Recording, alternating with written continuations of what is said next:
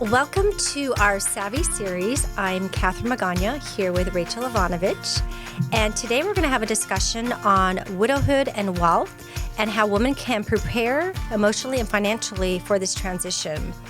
And so as we talk about kind of the future, and sometimes it's hard to have these conversations, but this is something it is. And if it is something that we see, and women do outlive men. And so there could be an instance where if you're married now, potentially you might be having to handle some of your finances later.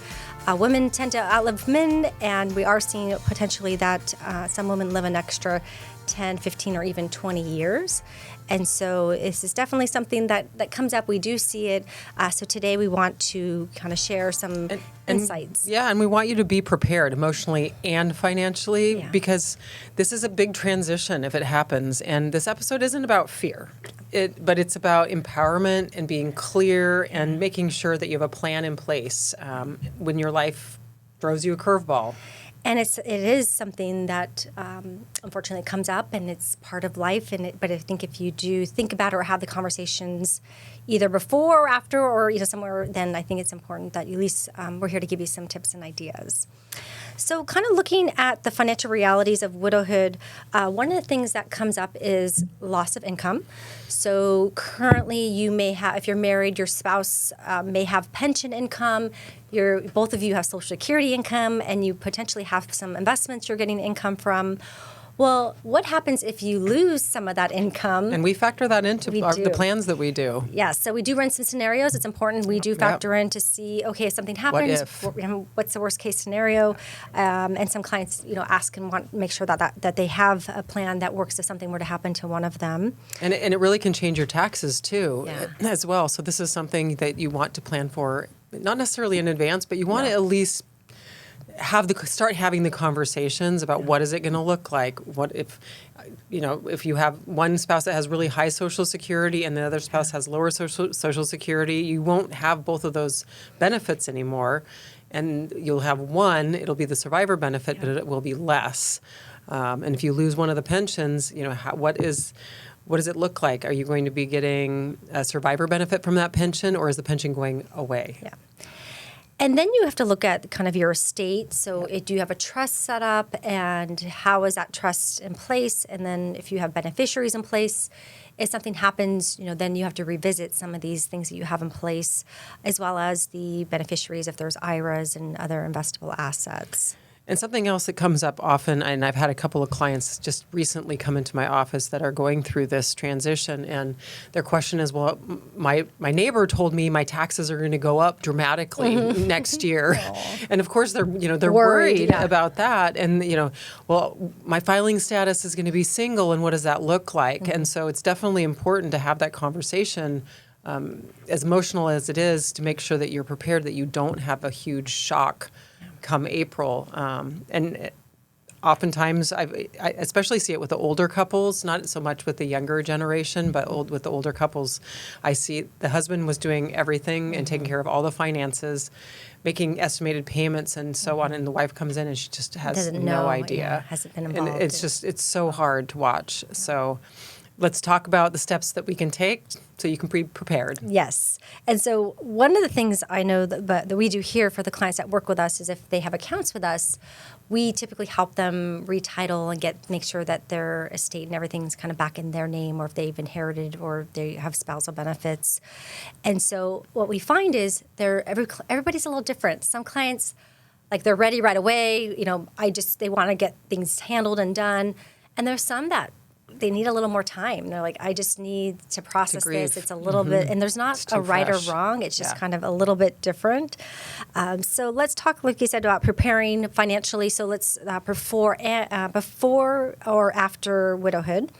So if you are married, and obviously you don't want your spouse to pass away, but if they do, you want to know what the numbers are. So it is important that if you're not going to the tax appointment. Yes, in the planning appointments. That you should know the numbers and have an understanding of what the assets are, what the income is, and what are some of the debts. And then also knowing where's the trust, where's the wills, and then Insurance policies. yeah, and is everything up to date, and what are the beneficiaries, and then also meeting with your advisors. So Yeah, who are the advisors? Yeah. You need to at least know who they are and where your money is. I think that's important. And then passwords. Yeah. Oh, and that's key. and logins. Yes. I think that if I passed away, my poor husband, none of the bills would get paid. You're like, wait a minute.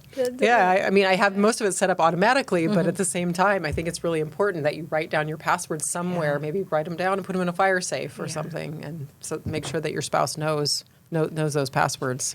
And then also knowing, do you have life insurance or long-term care insurance, or what about your health What happens to the benefits? health insurance? So Yeah, those are some exactly. things.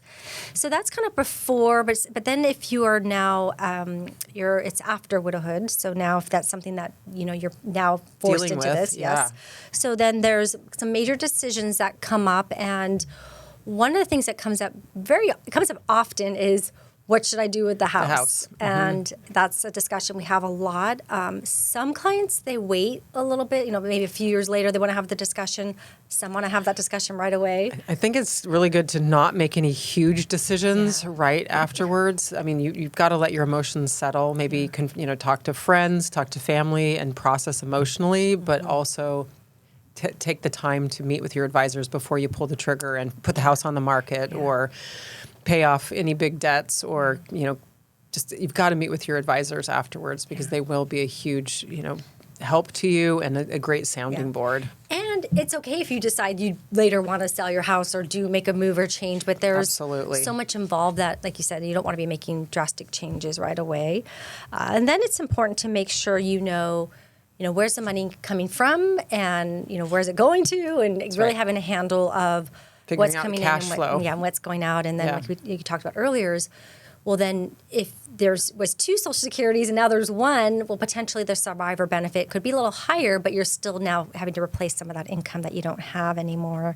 And then as well as, like you said, the pensions that you have, it's important to look at, is there a survivor benefit? Is there not? And What am I going to be living on from now on? Because that's important, that especially if there's age differences too. Mm-hmm. And as fun as it is to talk to your friends about finances, make sure you're talking to trusted professionals. And I mean, we really rely on AI now and the internet and social media for answers, but It's not a one size fits all too. correct, sometimes. exactly. So make sure you're actually talking, call us. We're happy to have that conversation. And then obviously you want to make sure that your accounts and everything's now titled properly. And then how are your beneficiaries going forward? Is that something that you need to update, or had you had those conversations? And so there's some paperwork and things involved. And I know for us and our clients, we really try to make it as easy as possible. And I know we have a very strong client service team here that really cares and wants to make sure that that they're taken care of. We're here to help take care of you, just not only financially, but emotionally as well. And it's important. You've got to build your confidence back slowly and take it, one step at a time. Yeah.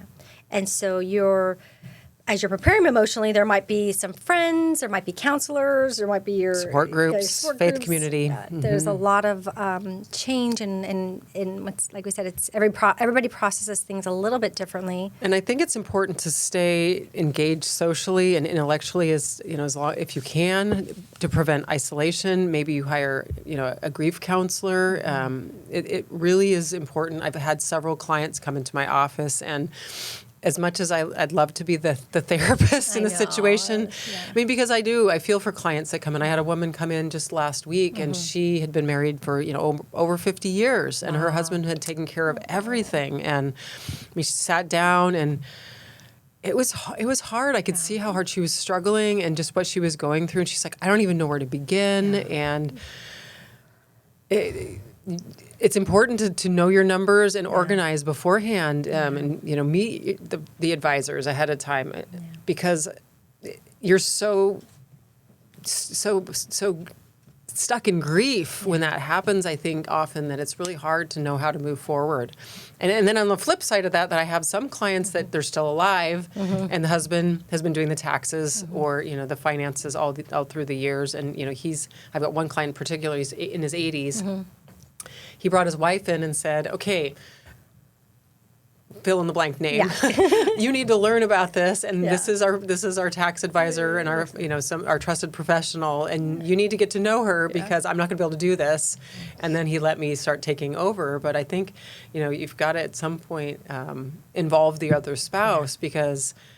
I think we're seeing that more and more. We are seeing it more and more. A couple of years yeah. ago, we had a new client that came to work with us, and he was handling a lot of the stuff, but as they're phasing into retirement, she's become a little more involved and has an interest, and so it seems like they were looking for, hey, we want to have that relationship. Absolutely. And then I think for him, is like if something happens, I want to make sure she feels comfortable and knows. Yeah. And then we actually have another client recently. They're a little bit older, in their mid-80s, and he's handling everything. And he's sharp and he's good, but he had stuff all over the place. And so we helped them consolidate, Streamline. organize, and then we're building the relationship with both of them so that if something, we don't know what's going to happen, but if something did happen, they both know that, okay, we're taking care of. The other is being taken care of. Yeah, and then even we recently met one of their children too. So that was important that they want to make sure that it's not just them, that we have a relationship with the legacy. That's true. We actually met with a client last week where she brought her daughter in, and her daughter was like,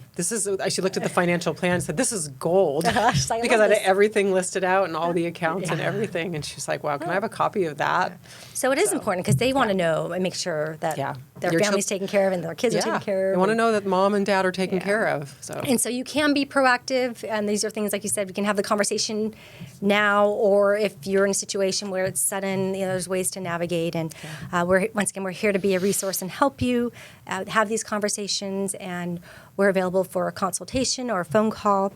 You can reach us at 760-692-5700.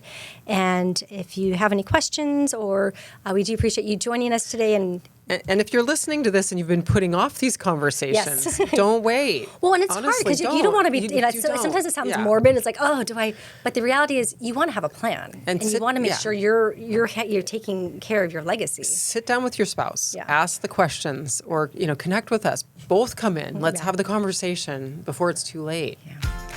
And so once again, if you'd like to reach out to us, you can reach us at 760-692-5700.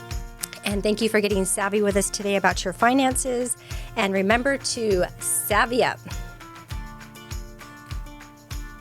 Please stay tuned for important disclosures. The opinions expressed in this program are for general informational purposes only and are not intended to provide specific advice or recommendations for any individual or any specific security.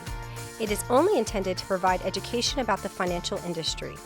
To determine which investments may be appropriate for you, consult your financial advisor prior to investing. Any past performance discussed during this program is no guarantee of future results, and the indices referenced for comparison are unmanaged and cannot be invested into directly. As always, please remember investing involves risk and possible loss of principal capital. Please seek advice from a licensed professional. Savvy Woman Wealth Management is a registered investment advisor with the SEC.